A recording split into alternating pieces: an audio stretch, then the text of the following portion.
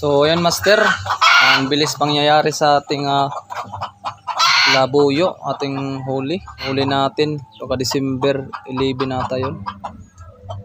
Uso kasi ngayon na sakit sa mga manok, pati yung ating labuyo ay na ano rin, na hawa din. Kaya ngayon master, ating gagamutin kung makaya pa ito mga gamot.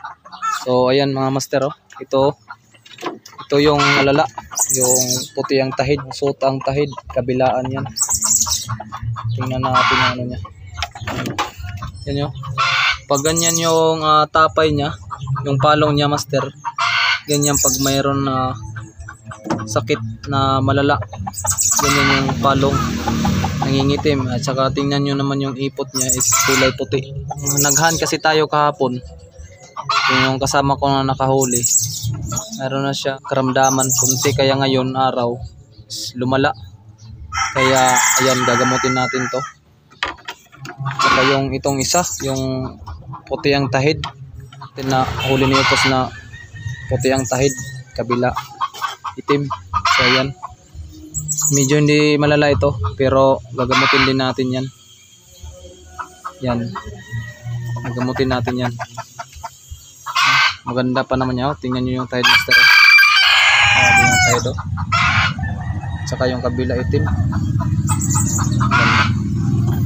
Yung nandito master, yan yung dalawa lang, yung ating mga ibang ano dito. Yan, ayan si Mayahin, yung ating pro na din. Saka yung isa din natin na istisong labuyo. Yan, yung hindi puro na akin isa na nandito, sinap ko siya sa puro labuyo kasi ganun, gusto din niya yun, kaya nag-usap tayo. Problema lang mailap itong labuyo niya, sobrang mailap. Pakita ko sa inyo, sobrang ilap niyan master, parang sinaktan niya to, kaya takot sa tao. Kaya ganyan nangyayari pag sinasaktan ng mga labuyo, natatakot na tuloy. Pero ano lang yan, mawawala lang yung takot niya pag pinapakain sa kamay. So ayan yung ano natin, bangkis. Ayan. Sa dito naman mga master, ang mayroong karamdaman lang ito, yung huli ni Upos na sobrang bata pa. Hindi masyado yung ano niya nararamdaman, kaya anoin natin agad, gagamutin, baka lumala pa. At yan yung si Upos, yung ating na ano yung tahid, kawawa. Lumit yung tahid niya master, na nawala yung mahaba, nagpalit ng tahid bigla. Na disgrasya tuloy yung ating pangati dahil pag ano natin sa kahoy, sayang. Ito na master, bumili na ako ng gagamot natin. Itong syringe na to master, yung laman nito is Bactarid master, yung binili natin. At saka ito, Doxilac ito master.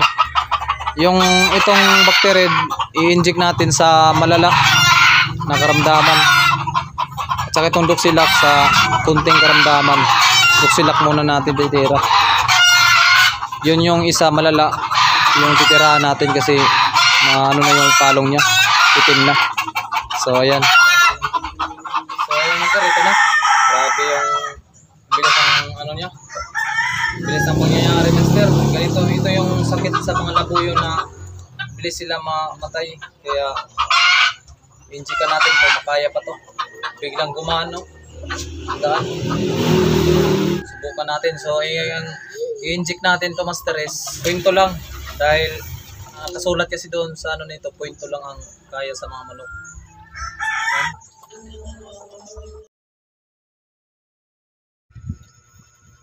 Shout out nga pala from Dallas, Texas, Antonio Martinez. Shout out sa iyo master.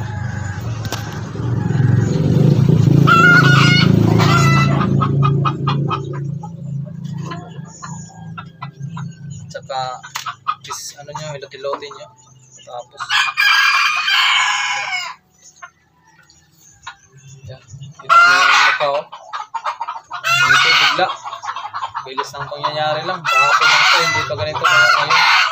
Ganito na agad. Master. At yun nga master, may maintenance naman tayo pinapainom sa kanya. Bitrasin Gold yung pinapainom natin. Pag may karamdaman yung manok at nangihina kumain, Bitrasin Gold. Yan yung gamutan lang natin sa ating mga sakit.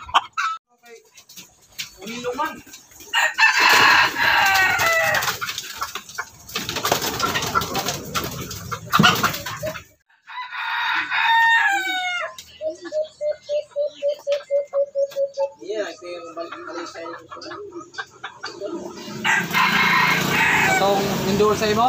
Ito indol mo kung na ikaw bang badje? Ako katong nakuha ni Jiben?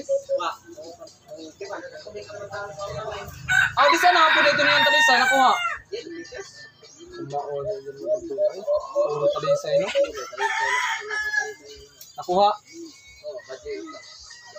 Duha ka laki o usa ka badje. Duha ka mayahon.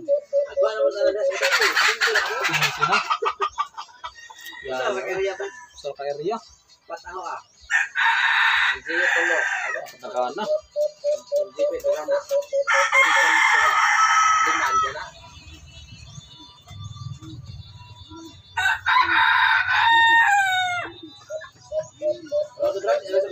Oh, sige. Oh. Tara, sige.